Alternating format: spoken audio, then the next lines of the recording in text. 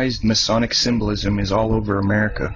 On the back of the dollar bill on the left-hand side above the pyramid it says Annuit Coeptus.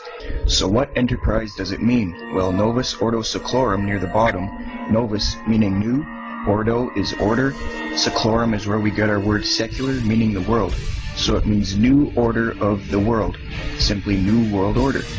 So what it's saying is the new world order is now a crowned success. This was put on the dollar bill in 1934. 1934 is when the Federal Reserve took total control of the United States monetary system. The Fed is essentially controlled by two Illuminati bloodlines, the Rothschilds and the Rockefellers. President Franklin D. Roosevelt, a 32nd degree Scottish Rite Mason, placed the seal on the dollar bill. Roosevelt was also in the Order of the Nobles of a mystic shrine known for its satanic rituals. The pyramid has 13 steps. In fact, the number 13 is on the bill everywhere. 13 leaves on the olive branch, 13 berries, 13 stripes on the shield, 13 arrows, 13 stars, 13 letters on E pluribus unum, and 13 letters in Annuit Coeptus. Now some people believe 13 is on the bill due to the 13 colonies, but dig a little bit deeper and you'll find the real answer. The 13 colony explanation is subliminal, indirect, reverse psychological propaganda. That's how these people do things. These people are rebelling against the divine natural order, and Adam Weishaupt was a rebel as well. The other half of the meaning comes from Fritz Springmeier. 13 also represents the 13 top Illuminati families that he traced back to the late 18th century and the early 19th century. He is credible, and that's why he was framed by the government and thrown in a cage. 1776 is in Roman numerals near the bottom. Some think it's because of the founding of the country. 1776 is when the Illuminati was formed, the New World Order. Another striking fact is that the eagle has 32 feathers on the right wing, the number of ordinary degrees of the Scottish Rite. There's 33 feathers on the left wing, representing the 33rd degree. The tail has 9 feathers, which represents the 9th degree of the York Rite. The eagle itself is a prominent icon in Masonry, extensively used in the Scottish Rite.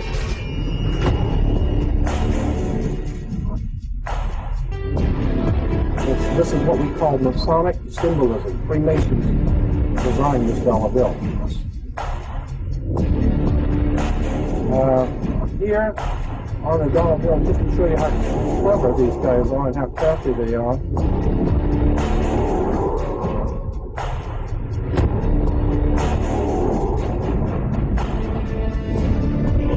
There is a pentagram that is produced by the angles of the streets and avenues to the north of the White House. You see the goat of Mendes appearing, the ears, the entire goat of Mendes, and the inverted five-pointed star, which is the goat of Mendes, built into the streets of Washington, D.C. No one could have that happen accidentally. The presence of a pentagram in the street layout of Washington, D.C. is said to represent the darkest influence of Masonry in America's capital, and is the driving force behind images such as this one, which suggests that all the other buildings and monuments are of satanic origin. As many are aware, the presence of the pentagram is greatly disputed. But if you take a look, here is the Illuminati pyramid. The capital of the United States is at the top of the eye of the pyramid. You see the separation. And Jordan, go on and explain that. Yes, the obelisk, you'll see the Egyptian obelisk here. The Egyptian obelisk points up to the top of the triangle or the top of the pyramid. We're talking about occultic forces. We're talking about the five-pointed pentagram, which was used by satanic worshippers for thousands of years. If you take the 5 points off of a five-pointed star or a pentagram, you have left in the middle a pentagon. That's why the United States has a pentagon. The pentagon is directed toward the North Star because according to the ancient Babylonians, that's where you gathered power from the gods of the North in war. So whenever a pentagram is used, it is probably the highest satanic ceremony that can be used to bring in the kingdom and the power of Satan.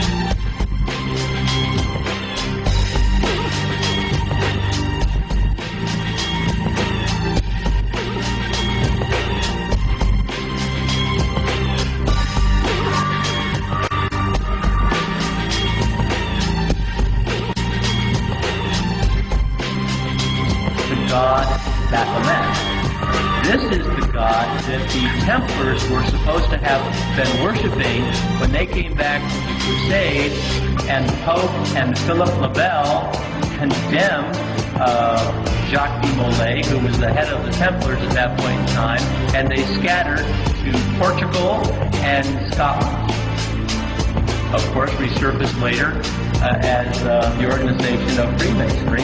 But again, this is the God of Freemasonry.